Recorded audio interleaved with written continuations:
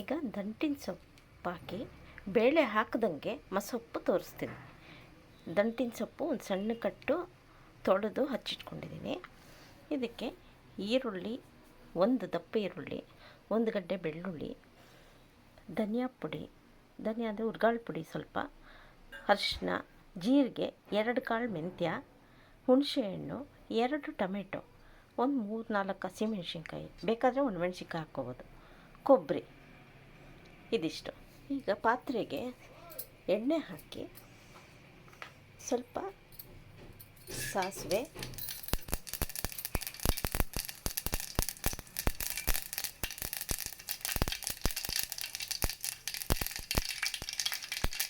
ಕಡಲೆಬೇಳೆ, ಉದ್ದಿನಬೇಳೆ ಸ್ವಲ್ಪ, ಬೆಳ್ಳುಳ್ಳಿ,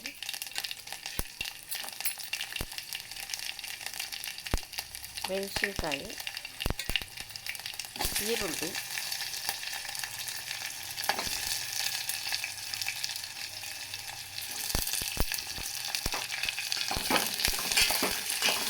ಚೆನ್ನಾಗಿ ಹುರ್ಕೋಬೇಕು.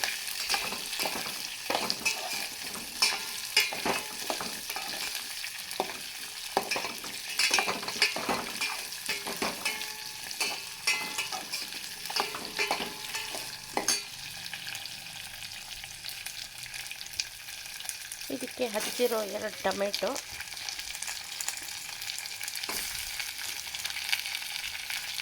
ಹುಣಸೆಹಣ್ಣು,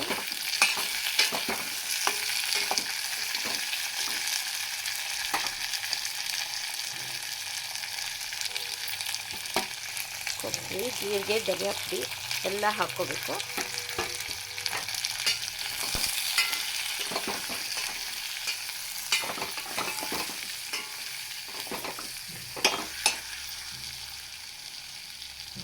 ಆಮೇಲೆ ಹಚ್ಚಿಟ್ಟಿರೋ ದಂಟಿನ ಸೊಪ್ಪು,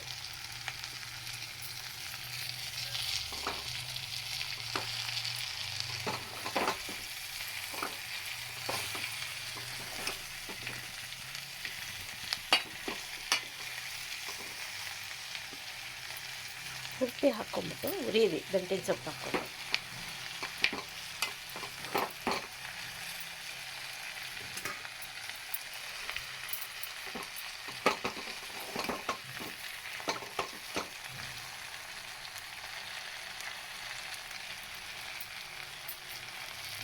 ಇದಕ್ಕೆ 1 ಲೋಟ ನೀರು ಹಾಕಬೇಕು. ನೀರು ಹಾಕಿ ಬೇಯಕ್ಕೆ ಬಿಡಿ, ಒಂದು 10 ನಿಮಿಷ ಬೇಯಕ್ಕೆ ಬಿಡಿ. ಸೊಪ್ಪು ಬೆಂದಮೇಲೆ ರುಚಿಗೆ ತಕ್ಕಷ್ಟು ಉಪ್ಪು ಹಾಕಿ ಈಗ ಇದನ್ನು ಸೋರ್ಲು ಹಾಕ್ಕೋಬೇಕು. ನೀರೆಲ್ಲ ಬಗ್ಗಿಸಿ ಸ್ವಲ್ಪ ತಣ್ಣಗಾದ್ಮೇಲೆ ಅದನ್ನು ಮಿಕ್ಸಿ ಮಾಡಿಕೊಂಡು ಕುದಿಸ್ಬೇಕು.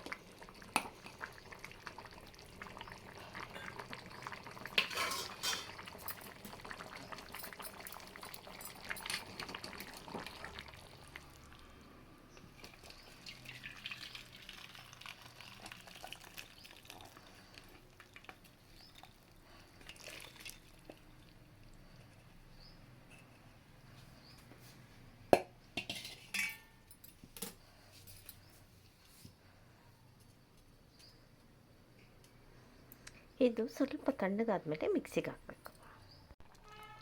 ನೋಡಿ, ಈಗ ಮಿಕ್ಸಿ ಮಾಡಿಕೊಂಡೋದನ್ನು ಇದಕ್ಕೆ ಹಾಕ್ಕೊಂಡಿದ್ದೀನಿ. ಇದಕ್ಕೆ ಅದರದ್ದೇ ಕಟ್ಟು ನೀರು ಬಗ್ಸಿಟ್ಟಿದ್ದೀವಲ್ಲ ಅದನ್ನು ಹಾಕ್ಕೋಬೇಕು. ಬೇರೆ ನೀರು ಹಾಕ್ಕೋಬಾರ್ದು. ಅದು ಹಾಕ್ಕೊಂಡು ಒಂದು ಸಣ್ಣ ಸ್ಪೂನಷ್ಟು ಹುರ್ಗಡ್ಲೆ ಪುಡಿ ಇದನ್ನು ಹಾಕ್ಕೊಂಡು ಚೆನ್ನಾಗಿ ಕಲಸಿ ಒಂದು 5 ನಿಮಿಷ ಕುದಿಸಿದ್ರೆ ಸಾರು ರೆಡಿ. ದಿಢೀರ್ ಯಾರನ್ನ ಬಂದಾಗ ಅರ್ಜೆಂಟಿಗೆ ಬೇಳೆ ಬೇಯಿಸೋಕ್ಕಾಗಲ್ಲ ಅಂದಾಗ ಈ ಥರ ಸಾರು ಮಾಡ್ಕೋಬೋದು. ರುಚಿನೂ ತುಂಬ ಚೆನ್ನಾಗಿರುತ್ತೆ. ಗಟ್ಟಿಯಾಗಿ ಆಂಧ್ರ ಸ್ಟೈಲ್ ಸೊಪ್ಪಿನ ಸಾರು.